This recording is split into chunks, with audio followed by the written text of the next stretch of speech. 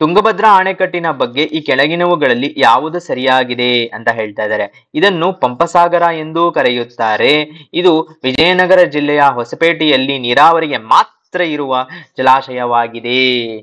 So ಜಲಾಶಯಗಳ ಬಗ್ಗೆ ಒಂದು ವಿಷಯ, ತುಂಗಭದ್ರಾ ನದಿ ಕರೆಕ್ಟು, ಪಂಪಸಾಗರ ಅಂತಾನೂ ಕರೀತಾರೆ. ಒಂದ್ ಸರಿಯಾಗಿದೆ. ಒಂದ್ ಸರಿಯಾದ ತಕ್ಷಣ ಆಪ್ಷನ್ ಬಿ ಅನ್ನ ಕ್ಯಾನ್ಸಲ್ ಮಾಡಬಹುದು ಮತ್ತು ಡಿ ಅನ್ನ ಕ್ಯಾನ್ಸಲ್ ಮಾಡಬಹುದು, ಯಾಕಂದ್ರೆ ಇದೆರಡರಲ್ಲೂ ಒನ್ ಇಲ್ಲ. ಈಗ ಉಳಿತು 1 ಮತ್ತು 1 and 2 ಅಂತ. ಸೊ ಈಗ ಒನ್ನಿನಲ್ಲಿ ಎರಡನೇ ಪ್ರಶ್ನೆ, it is for irrigation purpose, that is ನೀರಾವರಿಗೆ ಮಾತ್ರ ಅಂತ ಹೇಳ್ತಾ ಇದ್ದಾರೆ. ಇಲ್ಲ, ಎರಡನೆಯದು ತಪ್ಪು. 2 is wrong. It is 1 only is the right answer, option A. ಯಾಕೆ ಅಂದ್ರೆ ತುಂಗಭದ್ರಾ ಡ್ಯಾಮ್ ಏನಿದೆ ಅದನ್ನು ಮಲ್ಟಿಪರ್ಪಸ್ ಡ್ಯಾಮ್ ಅಂತ ಕರೀತಾರೆ. Okay, so A is right answer. ಇದರ ವಿಶ್ಲೇಷಣೆಯನ್ನ ನೋಡಬೇಕು ಅಂದ್ರೆ it is a multipurpose water reservoir. So ಇಲ್ಲಿ ನೋಡಬಹುದು ನೀವು, ಮಲ್ಟಿಪರ್ಪಸ್ ಆದಂತಹ ವಾಟರ್ ರಿಸರ್ವಾಯರ್ ಅದು, ಮತ್ತು ವಿಜಯನಗರ ಜಿಲ್ಲೆಯಲ್ಲಿರುವಂತದ್ದು. ರೀಸನ್ ಯಾಕೆ ಇದು ಮಲ್ಟಿಪರ್ಪಸ್ ಅಂತ ಕೇಳಿದರೆ, ಕೆಲವಷ್ಟು ರಿಸರ್ವಾಯರ್ಗಳು ಬರೀ ಇರಿಗೇಷನ್ ಇರುತ್ತೆ, ಕೆಲವಷ್ಟು ರಿಸರ್ವಾಯರ್ ಬರೀ ಎಲೆಕ್ಟ್ರಿಸಿಟಿ, ಹೈಡ್ರೋ ಎಲೆಕ್ಟ್ರಿಸಿಟಿ ಜನರೇಷನ್ ಇರುತ್ತೆ. ಇನ್ನಷ್ಟು ರಿಸರ್ವಾಯರ್ಗೂ ಎರಡು, both hydro electricity and irrigation ಇರುವಂತದ್ದನ್ನ ನಾವು ಮಲ್ಟಿಪರ್ಪಸ್ ರಿಸರ್ವಾಯರ್ ಅಂತ ಕರಿತೀವಿ. ಸೊ ಈ ಪಾರ್ಟ್ ಏನಿದೆ, ದಿಸ್ ಈಸ್ ಫಾರ್ ತುಂಗಭದ್ರಾ. ಕೆಲವಷ್ಟು ಸೂಪಾ ಡ್ಯಾಮ್ ಆಗಿರಬಹುದು ಮತ್ತು ಇನ್ನಷ್ಟು ಡ್ಯಾಮ್ಗಳು ಬರೀ ಸಿಂಗಲ್ ಪರ್ಪಸ್ ಡ್ಯಾಮ್ಗಳು. ತುಂಗಭದ್ರಾ ಆ ಥರದ ಜಲಾಶಯ ಅಲ್ಲ. That is why it is option 1 is right answer. Then ಕೆಳಗಿನವುಗಳಲ್ಲಿ ಯಾವುದು ಸರಿಯಾಗಿದೆ? ಹಾರಂಗಿ ಅಣೆಕಟ್ಟು ಶಿವಮೊಗ್ಗ ಜಿಲ್ಲೆಯ ಹುಡಗೂರು ಗ್ರಾಮದ ಬಳಿ ಇದೆ ಅಂತ ಹೇಳ್ತಾ ಇದ್ದಾರೆ. ಹುಡುಗೂರು ವಿಲೇಜು ಶಿವಮೊಗ್ಗ ಡಿಸ್ಟ್ರಿಕ್ಟ್. ಓಕೆ, ಹಾರಂಗಿಯು ಪಶ್ಚಿಮ ಘಟ್ಟದ ಪುಷ್ಪಗಿರಿ ಬೆಟ್ಟಗಳಲ್ಲಿ ಹುಟ್ಟುತ್ತದೆ ಅಂತ ಎರಡನೆಯ ಪಾರ್ಟು. ಸೊ ಮೊದಲನೆಯದಾಗಿ ಸ್ಟೇಟ್ಮೆಂಟ್ 2 ಏನಿದೆ ಸರಿಯಾಗಿದೆ. Pushpagiri hills of western Ghats ಅಲ್ಲೇ ಹುಟ್ಟುವಂತದ್ದು. ಸೊ 2 ಸರಿಯಾದ್ರಿಂದ ಆಪ್ಷನ್ ಎ ಅನ್ನ ಕ್ಯಾನ್ಸಲ್ ಮಾಡಬಹುದು ಮತ್ತು ಡಿ ಅನ್ನ ಕ್ಯಾನ್ಸಲ್ ಮಾಡಬಹುದು. ಸೊ ಇದು ನಾಲೆಡ್ಜ್ ರಿಲೇಟೆಡ್ ಪ್ರಶ್ನೆ ಅಂತ ಹೇಳ್ತೀವಿ, ಯಾಕಂದ್ರೆ ನಮ್ಗೆ ಇದರ ಬಗ್ಗೆ ನಾಲೆಡ್ಜ್ ಗೊತ್ತಿರಬೇಕು. ಎಲಿಮಿನೇಷನ್ ಮಾಡೋದಕ್ಕೂ ಸ್ವಲ್ಪ ನಾಲೆಡ್ಜ್ ಇರಬೇಕು. ಪುಷ್ಪಗಿರಿಯಲ್ಲಿ ಹುಟ್ಟುತ್ತೆ ಹಾರಂಗಿ ನದಿ. ಹಾರಂಗಿ ಡ್ಯಾಮ್ ಏನಿದೆ ಇದು ಹುಡುಗೂರು ವಿಲೇಜ್ ಅಲ್ಲಿ ಅಲ್ಲ, ಹುಡುಗೂರು ವಿಲೇಜ್ ಅಲ್ಲಿಯೂ ಇದ್ದರೂ ಇದು ಕುಶಾಲನಗರ ತಾಲೂಕಿನಲ್ಲಿದೆ. ದಟ್ ಈಸ್ ಕೊಡಗು ಡಿಸ್ಟ್ರಿಕ್ಟ್ ಅಲ್ಲಿ ಇರುವಂತದ್ದು ಇದು. So 1 is wrong. ಸೊ 1 ತಪ್ಪಾಗತ್ತೆ, ಅವಾಗ ಇದು ಮತ್ತೆ ಇದು ಕ್ಯಾನ್ಸಲ್ ಆಗತ್ತೆ. Option B 2 is right answer. So ಹಾರಂಗಿಯು ಕಾವೇರಿಯ ಉಪನದಿಯಾದ ಹಾರಂಗಿ ನದಿಗೆ ಅಡ್ಡಲಾಗಿ ಕಟ್ಟಲಾದ ಕಲ್ಲಿನ ಅಣೆಕಟ್ಟು. ಇದನ್ನ ಸ್ಟೋನ್ ಮೇಸನ್ರಿ ಡ್ಯಾಮ್ ಅಂತ ಕರೀತಾರೆ. ಡ್ಯಾಮ್ಗಳನ್ನ ಕಟ್ಟುವಾಗ ಕೂಡ ಬೇರೆ ಬೇರೆ ಮೆಥಡ್ಸ್ ಇದೆ. ಇದನ್ನ ಮೇಸನ್ರಿ ಡ್ಯಾಮ್ ಅಂತ ಕರೀತಾರೆ. ಪಶ್ಚಿಮ ಘಟ್ಟದ ಪುಷ್ಪಗಿರಿ ಬೆಟ್ಟದಲ್ಲಿ ಹಾರಂಗಿ ಉದ್ಭವವಾಗುತ್ತೆ. ನೆಕ್ಸ್ಟ್, ಕಬಿನಿ ಅಣೆಕಟ್ಟು ಎಲ್ಲಿದೆ ಅಂತ. ಕಬಿನಿ ಅಣೆಕಟ್ಟು ಎಲ್ಲಿದೆ ಅನ್ನುವ ಪ್ರಶ್ನೆಗೆ ಇಲ್ಲಿ ಕೊಟ್ಟಿರುವುದು ಮೈಸೂರು ಜಿಲ್ಲೆಯ ತಾಲೂಕುಗಳ ಬಗ್ಗೆ. ಮೈಸೂರು ಜಿಲ್ಲೆಯಲ್ಲಿದೆ ಅನ್ನೋದು ಒಂದು. ಮೈಸೂರು ಜಿಲ್ಲೆಯಲ್ಲಿ 8 ತಾಲೂಕುಗಳಿದೆ. ಆ 8 ತಾಲೂಕುಗಳಲ್ಲಿ ಯಾವುದು ಅಂತ. ಸೊ ತಿರುಮಕೂಡಲು, ನರಸೀಪುರ, ನಂಜನಗೂಡು, ಪಿರಿಯಾಪಟ್ಟಣ ಹಾಗೂ HD ಕೋಟೆ ಅಂತ ಏನ್ ಕರೀತಾರೆ. ಸೊ ಆ ಆಪ್ಷನ್ಸ್ ಅನ್ನ ಕೊಟ್ಟಿದ್ದಾರೆ. ಆಪ್ಷನ್ ಡಿ HD ಕೋಟೆ, ಹೆಗ್ಗಡ ದೇವನ ಕೋಟೆ, HD ಕೋಟೆ, ಪಾಪ್ಯುಲರ್ ಆಗಿ ಅದನ್ನ HD ಕೋಟೆ ಅಂತ ಕರೀತಾರೆ. Option D is right answer. So Kabini ಜಲಾಶಯ, ಕಬಿನಿ ಅಣೆಕಟ್ಟು ಇಲ್ಲಿ ನೋಡ್ಬೋದು ನೀವು. 1974ರಲ್ಲಿ ಭಾರತದ ಮೈಸೂರು ಜಿಲ್ಲೆಯ ಹೆಗ್ಗಡ ದೇವನಕೋಟೆ ತಾಲೂಕಿನ ಬಿದರಳ್ಳಿ ಮತ್ತು ಬೀಚನಹಳ್ಳಿ ಗ್ರಾಮದಲ್ಲಿ ನಿರ್ಮಿಸಲಾಯಿತು. ಡಿಸ್ಟ್ರಿಕ್ಟ್ ವಿಲೇಜ್ ಲೆವೆಲ್ ತಗೊಂಡ್ರೆ ಸೊ ಬೀಚನಹಳ್ಳಿ ಮತ್ತು ಬಿದರಳ್ಳಿ ಇದೆರಡರ ಮಧ್ಯದಲ್ಲಿ ಇರುವಂತದ್ದು. ಸೊ ಕಬಿನಿ ಕೂಡ ಕಾವೇರಿಯ ಒಂದು ಟ್ರಿಬ್ಯೂಟರಿ ಆಗಿದೆ. ತುಂಗಭದ್ರಾ ಬಗ್ಗೆ, ಸೊ ತುಂಗಭದ್ರಾನ ಹಿಸ್ಟ್ರಿ ಕ್ವಶನ್ ಇದು.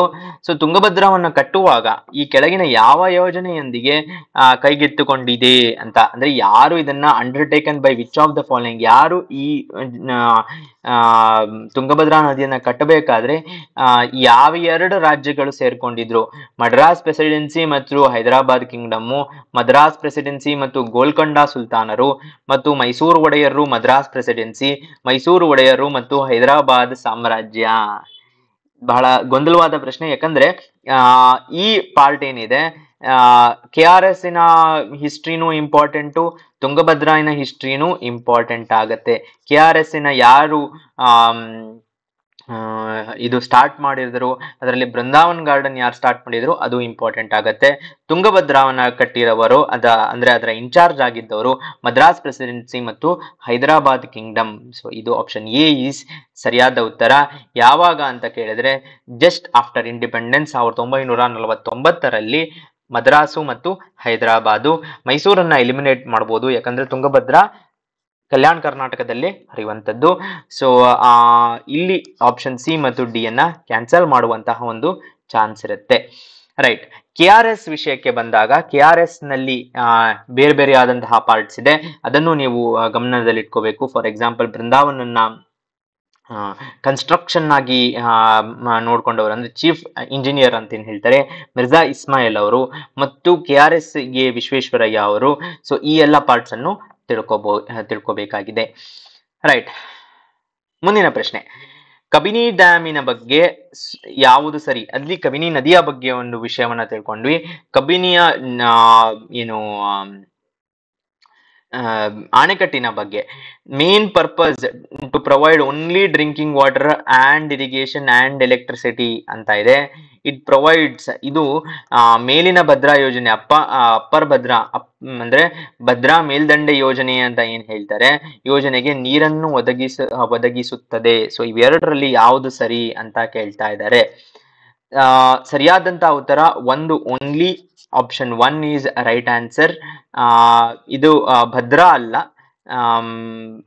ಕಬಿನಿ ಜಲಾಶಯವು it provides water to Bhadra ಅಲ್ಲ, ಭದ್ರಾ ಜಲಾಶಯಕ್ಕೆ ಇದು ನೀರನ್ನ ಒದಗಿಸುವುದಿಲ್ಲ. ರೈಟ್. ಮುಂದಿನ ಪ್ರಶ್ನೆ, ಕರ್ನಾಟಕದ ಅಣೆಕಟ್ಟುಗಳ ಬಗ್ಗೆ ಈ ಕೆಳಗಿನವುಗಳಲ್ಲಿ ಯಾವುದು ತಪ್ಪಾಗಿದೆ? ಹುಷಾರಾಗಿ ನೋಡ್ಕೋಬೇಕು. ರಿಸರ್ವಾಯರ್ ಗಳಿಗೆ ಯಾವಾಗ ನೀರು ಬರುತ್ತೆ, ರಿಸರ್ವಾಯರ್ ಗಳಿಂದ ಯಾವಾಗ ನೀರು ಹೋಗುತ್ತೆ, ರಿಸರ್ವಾಯರ್ ಫಿಲ್ಲಿಂಗ್ ಪೀರಿಯಡ್ ಯಾವುದು, ಡಿಪ್ಲೀಟಿಂಗ್ ಪೀರಿಯಡ್ ಯಾವುದು? ರಿಸರ್ವಾಯರ್ ಫಿಲ್ಲಿಂಗ್ ಪೀರಿಯಡ್ ಅಂದ್ರೆ ಜಲಾಶಯವು ತುಂಬುವ ಅವಧಿ ಜೂನ್ ನಿಂದ ನವೆಂಬರ್ ಅಂತ ಕೊಟ್ಟಿದ್ದಾರೆ. ನವೆಂಬರ್ ನಿಂದ ಮೇ ವರೆಗೆ ಜಲಾಶಯ ಖಾಲಿ ಆಗುವ ಟೈಮ್ ಅಂತ ಕೊಟ್ಟಿದ್ದಾರೆ. ಜಲಾಶಯ ಭರ್ತಿ ಆಗುವ ಅವಧಿ ಜೂನ್ ನಿಂದ ಫೆಬ್ರವರಿ ಅಂತ 3 ಆಪ್ಷನ್ ಕೊಟ್ಟಿದ್ದಾರೆ. ಎಲ್ಲವೂ ಸರಿಯಾಗಿದೆ ಅಂತಾನು ಲಾಸ್ಟ್ ಆಪ್ಷನ್ ಇದೆ. ಲಾಜಿಕಲಿ ಆನ್ಸರ್ ಮಾಡೋಣ ಇದನ್ನ. ಜಲಾಶಯ ಯಾವಾಗ ತುಂಬುತ್ತೆ ಅಂತ ಕೇಳಿದರೆ, ಫಿಲ್ಲಿಂಗ್ ಪೀರಿಯಡ್ ತುಂಬುವ ಟೈಮ್ ಯಾವಾಗ ಅಂತ ಕೇಳಿದರೆ ಜೂನ್ ಅಲ್ಲಿ ಆಗಿರ್ಬೇಕು, ಯಾಕಂದ್ರೆ ಅವಾಗ ಮಾನ್ಸೂನ್ಸಿನ ಟೈಮು. ಸೊ ಆ ಮಾನ್ಸೂನಿನ ಟೈಮಿಗೆ ಜಲಾಶಯ ತುಂಬುವ ಟೈಮ್ ಆಗಿರ್ಬೇಕು. ಸೊ 1 ಸರಿಯಾಗಿದೆ. ಓಕೆ, ಯಾವುದು ಇನ್ಕರೆಕ್ಟ್ ಅನ್ನೋದ ಮಾರ್ಕ್ ಮಾಡಬೇಕು. ಮಾನ್ಸೂನ್ ಮುಗಿಯುವುದ ನಂತರ, ದಟ್ ಈಸ್ ಜೂನ್ ಇಂದ ಅಕ್ಟೋಬರ್ ಅಲ್ಲಿ ಯಾವಾಗ ಮಾನ್ಸೂನ್ ಮುಗಿಯುತ್ತೆ, ಅದಾದ ನಂತರ ಜಲಾಶಯ ಡಿಪ್ಲೀಷನ್ ಟೈಮ್ ಆಗಿರ್ಬೇಕು. ಸೊ ನವೆಂಬರ್ ಇಂದ ಮೇ ಏನಿದೆ ಅದು ಡಿಪ್ಲೀಷನ್ ಟೈಮ್ ಆಗಿರ್ಬೇಕು. ಸೊ 2 ಕೂಡ ಸರಿಯಾಗಿದೆ. ಹಾಗಿದ್ದರೆ ಫಿಲ್ಲಿಂಗ್ ಪೀರಿಯಡ್ ಮತ್ತೆ ಜೂನ್ ಇಂದ ಫೆಬ್ರವರಿವರೆಗೂ, ಅಂದ್ರೆ ಎಂಟೈರ್ ಇಯರ್ ಅಲ್ಲಿ ಜೂನ್ ಇಂದ ಫೆಬ್ರವರಿ ಆಗಲು ಸಾಧ್ಯ ಇಲ್ಲ, ಇದು ತಪ್ಪಾಗಿದೆ. Filling period June to February ಅಲ್ಲ, only June to November. So reservoir filling period is June to November, depletion period November to May. ತರ್ಕದಿಂದ ಆನ್ಸರ್ ಮಾಡಿದಂತಹ ಪ್ರಶ್ನೆ ಇದು. ರೈಟ್. ಮುಂದಿನ ಪ್ರಶ್ನೆ, with reference to river Kaveri, ಕಾವೇರಿಯ ಒಂದು ರೆಫರೆನ್ಸ್ಗೆ which of the below statements are correct? ಯಾವುದು ಸರಿಯಾಗಿದೆ? ಹಾರಂಗಿಯು ಕಾವೇರಿ ನದಿಯ ಬಲದಂಡೆಯ ಉಪನದಿಯಾಗಿದೆ. ರೈಟ್ ಬ್ಯಾಂಕ್ ರಿಸರ್ವಾಯರ್ ಅಂತ ಏನ್ ಹೇಳ್ತೀವಿ ಅದು. ಇದನ್ನು ತಮಿಳಿನಲ್ಲಿ ಪೊನ್ನಿ ಎಂದು ಕರೆಯುತ್ತಾರೆ. So Kaveri right bank reservoir ಹೌದು. ಸ್ಟೇಟ್ಮೆಂಟ್ 1 ಸರಿಯಾಗಿದೆ.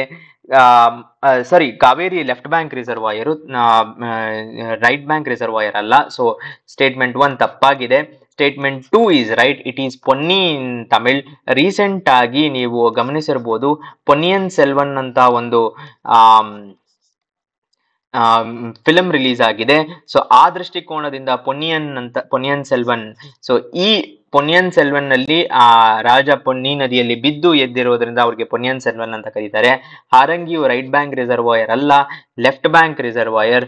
Option 2 is right answer. Left bank reservoir ಗಳು ಯಾವುದು ಅಂತ ಕೇಳಿದರೆ ಅರ್ಕಾವತಿ, ಹೇಮಾವತಿ, ಶಿಂಷಾ ಮತ್ತು ಹಾರಂಗಿ ಇವು left bank ರಿಸರ್ವಾಯರು.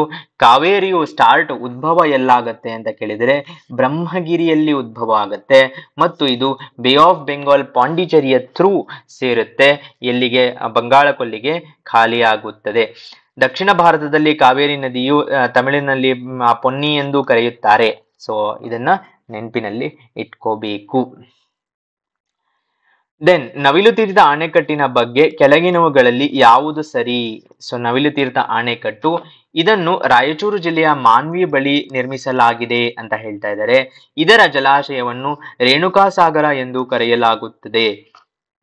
So Manvi district Raichur district ತಪ್ಪಾಗಿದೆ, ಯಾಕಂದ್ರೆ ಇದು ಬೆಳಗಾಂ ಡಿಸ್ಟ್ರಿಕ್ಟ್ ನಿಂದ ಮುನವಲ್ಲಿಯಲ್ಲಿರುವಂತದ್ದು. So 1 is wrong. 1 ತಪ್ಪಾಗುತ್ತಿದ್ದಂತೆ ಎ ಮತ್ತು ಸಿ ಅನ್ನ ಕ್ಯಾನ್ಸಲ್ ಮಾಡಬಹುದು.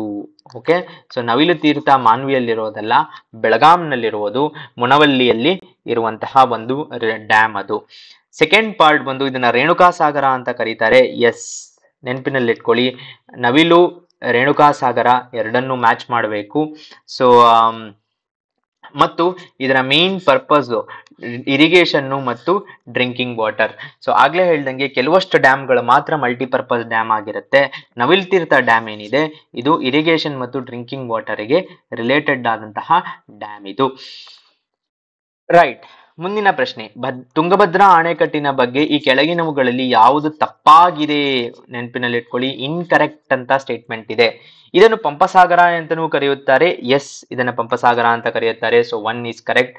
ಇದು ವಿಜಯನಗರ ಜಿಲ್ಲೆಯ ಹೊಸಪೇಟೆಯಲ್ಲಿರುವ ಬಹುಪಯೋಗಿ ನೀರಿನ ಸಂಗ್ರಹವಾಗಿದೆ. ಹೌದು. 2 ಕೂಡ ಸರಿಯಾಗಿದೆ. It is a multipurpose dam. ಇದು ನೀರಾವರಿ, ವಿದ್ಯುತ್ ಉತ್ಪಾದನೆ ಮತ್ತು ಪ್ರವಾಹ ನಿಯಂತ್ರಣಕ್ಕೆ ಸೇವೆ ಸಲ್ಲಿಸುತ್ತದೆ. ಎಸ್, ಈ 3 ಪರ್ಪಸ್ಗೋಸ್ಕರ ಮಾಡಿರುವಂತದ್ದು ಇರಿಗೇಷನ್, ಎಲೆಕ್ಟ್ರಿಸಿಟಿ ಮತ್ತು ಫ್ಲಡ್ ಕಂಟ್ರೋಲ್. ಫ್ಲಡ್ ಕಂಟ್ರೋಲ್ ಯಾಕೆ ಅಂತ ಕೇಳಿದರೆ, ನೀವು ಕೆಲವು ವರ್ಷಗಳ ಹಿಂದೆ ತುಂಗಭದ್ರಾ ನದಿಯಿಂದ ಮಂತ್ರಾಲಯದಲ್ಲಿ ಫ್ಲಡ್ಸ್ ಆಗಿರುವುದನ್ನ ನೋಡಿರಬಹುದು, ಅಥವಾ ಬೇರೆ ಜಿಲ್ಲೆಗಳಲ್ಲೂ ಫ್ಲಡ್ಸ್ ಆಗಿದೆ ತುಂಗಭದ್ರಾ ನದಿಯಿಂದ. ಈ ಫ್ಲಡ್ಸ್ ಅನ್ನ ಕಂಟ್ರೋಲ್ ಮಾಡುವ ರೀಸನ್ಗೋಸ್ಕರ ತುಂಗಭದ್ರಾ ಡ್ಯಾಮ್ ಅನ್ನ ಮಾಡಿರೋದು one of the reasons. So it is the only non cement dam in India. Already 3 statement ಸರಿಯಾಗಿದೆ. ಯಾವುದು ತಪ್ಪಾಗಿದೆ ಅಂದ್ರೆ ಡಿನೇ ತಪ್ಪಾಗಿರಬೇಕು. ಇಟ್ ಈಸ್ ದ ಓನ್ಲಿ ಅಲ್ಲ, 2 ನಾನ್ ಸಿಮೆಂಟ್ ಡ್ಯಾಮ್ಗಳಿದೆ ಭಾರತದಲ್ಲಿ. ಒಂದು ತುಂಗಭದ್ರಾ, ಇನ್ನೊಂದು ಬಂದುಬಿಟ್ಟು ಮುಲ್ಲಪೆರಿಯಾರ್ ಡ್ಯಾಮ್ ಅಂತ ಏನ್ ಹೇಳ್ತಾರೆ. ಸೊ ಮುಲ್ಲಪೆರಿಯಾರ್ ಡ್ಯಾಮ್ ಕೇರಳದಲ್ಲಿರುವಂತದ್ದು, ನಾನ್ ಸಿಮೆಂಟ್ ಡ್ಯಾಮ್. ಇದನ್ನ ಸುರ್ಕಿ ಮೋಟರ್ ಅಲ್ಲಿ ಕಟ್ಟಿರುವಂತದ್ದು, combination of mud and lime stone. So multipurpose reservoir, irrigation, electricity, flood control. Almatti ಅಣೆಕಟ್ಟಿನ ಬಗ್ಗೆ ಈ ಕೆಳಗಿನವುಗಳಲ್ಲಿ ಯಾವುದು ಸರಿ ಅಂತ ಕೇಳ್ತಾ ಇದ್ದಾರೆ. ಆಲಮಟ್ಟಿ ವಿದ್ಯುತ್ ಯೋಜನೆಯನ್ನು ಅಪ್ಪರ್ ಕೃಷ್ಣಾ 1 ಅಥವಾ ಕೃಷ್ಣಾ ಮೇಲ್ದಂಡೆ ಯೋಜನೆ ಅಂತ ಹೇಳ್ತಾರೆ ಎಂದೂ ಕರೆಯುತ್ತಾರೆ. ಸೊ ಕೃಷ್ಣಾ ಮೇಲ್ದಂಡೆ ಬಗ್ಗೆ ಅಪ್ಪರ್ UKP ಅಂತ ಪ್ರಾಜೆಕ್ಟ್ ಏನಿದೆ ಅದು ಫೇಸಸ್ ಅಲ್ಲಾಗಿದೆ.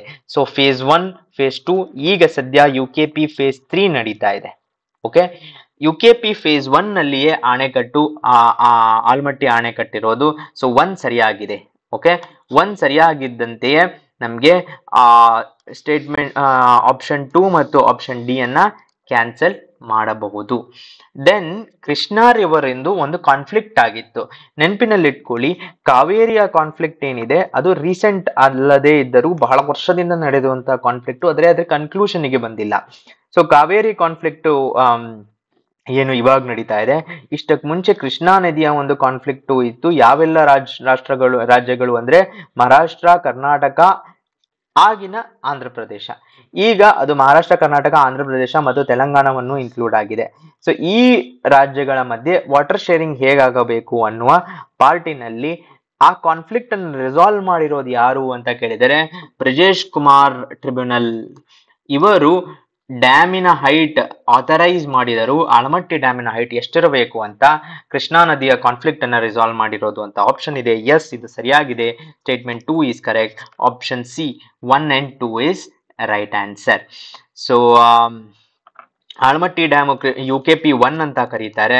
ಸೊ ಈ project main reservoir of the upper Krishna tank project which has a total capacity of 32 megawatt is owned by state government under BPCL.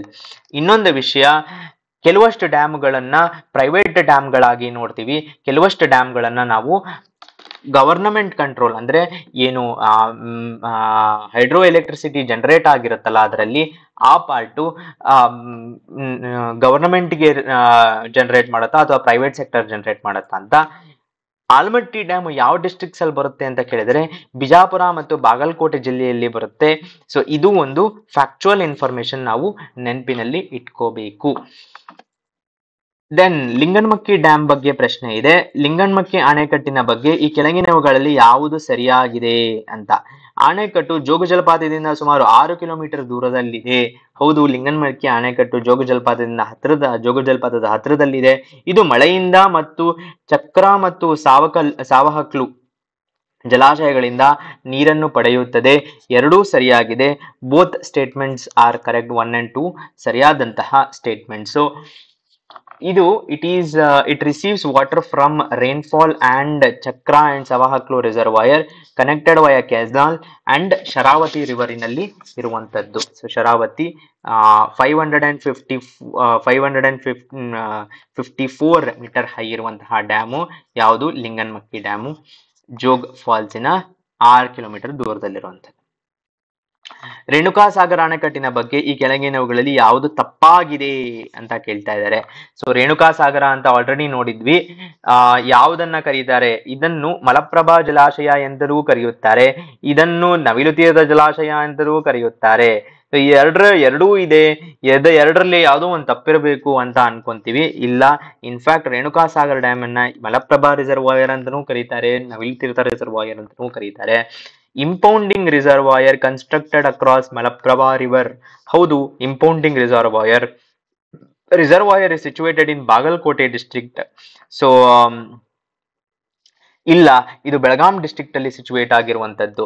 So option D ಏನಿದೆ ಇದು ತಪ್ಪಾದಂತಹ ಉತ್ತರ. ರೇಣುಕಾಸಾಗರ್ ಡ್ಯಾಮು ಬೆಳಗಾಂ ಡಿಸ್ಟ್ರಿಕ್ಟ್ ಅಲ್ಲಿರುವಂತದ್ದು. Across Malaprabha river Navilu Tirtha ಅಂತಾನೂ ಕರೀತಾರೆ. Krishna river basin ನಲ್ಲಿರುವಂತದ್ದು. ಯಾವ dam ಯಾವ ಬೇಸಿನ್ನಲ್ಲಿ ಅಂತ ಕೇಳಿದರೆ ರೇಣುಕಾಸಾಗರ್ ಡ್ಯಾಮ್ ಬಂದ್ಬಿಟ್ಟು ಕೃಷ್ಣಾ ರಿವರ್ ಬೇಸಿನ್ನಲ್ಲಿ ಇರುವಂತದ್ದು. Serves irrigation needs of over 5.4 lakh acres and generates hydel power. ಅಂದರೆ ಇರಿಗೇಷನ್ನೂ ಇದೆ ಮತ್ತು ಹೈಡ್ರೋ ಎಲೆಕ್ಟ್ರಿಸಿಟಿನೂ ಇದೆ. ಎರಡೂ ಇರುವುದರಿಂದ ನಾವು ಇದನ್ನ ಏನಂತ ಕರಿತೀವಿ? Multipurpose reservoir project. Okay, so Belgaum ಜಿಲ್ಲೆಯಲ್ಲಿ ಇರುವಂತದ್ದು. ದೆನ್ ಕಾವೇರಿ ನದಿಯ ರೈಟ್ ಬ್ಯಾಂಕ್ ಟ್ರಿಬ್ಯೂಟರಿ ಯಾವುದು ಅಲ್ಲ ಇದರಲ್ಲಿ ಅಂತ. ನಾವು ಆಗ್ಲೇ ನೋಡಿದ್ವಿ, ಹಾರಂಗಿ, ಅರ್ಕಾವತಿ ಈ ಎಲ್ಲ ನದಿಗಳು ಲೆಫ್ಟ್ ಬ್ಯಾಂಕ್ ಟ್ರಿಬ್ಯೂಟರೀಸ್, ಕಾವೇರಿಯ ಎಡದಂಡೆ ನದಿಗಳು ಅಂತ. ಇವುಗಳಲ್ಲಿ ಯಾವುದು ಬಲದಂಡೆ ನದಿ ಅಲ್ಲ ಅಂತ ಕೇಳ್ತಾ ಇದ್ದಾರೆ. ಲಕ್ಷ್ಮಣ ತೀರ್ಥ, ಸುವರ್ಣಾವತಿ, ಭವಾನಿ, ಅರ್ಕಾವತಿ. ಸೊ ಅರ್ಕಾವತಿ ಅಲ್ಲ, ಯಾಕಂದ್ರೆ ಅದು left bank tributary. So left bank tributary ಅಂದ್ರೆ right bank tributary. So Lakshmana Tirtha, Sonavathi, Noyil, Bhavani, Kabini, Amaravathi ಇವೆಲ್ಲವೂ ರೈಟ್ ಬ್ಯಾಂಕ್ ಟ್ರಿಬ್ಯೂಟರೀಸು. ಅರ್ಕಾವತಿ ಅಲ್ಲ, ಅದು ಲೆಫ್ಟ್ ಬ್ಯಾಂಕ್ ಟ್ರಿಬ್ಯೂಟರಿ.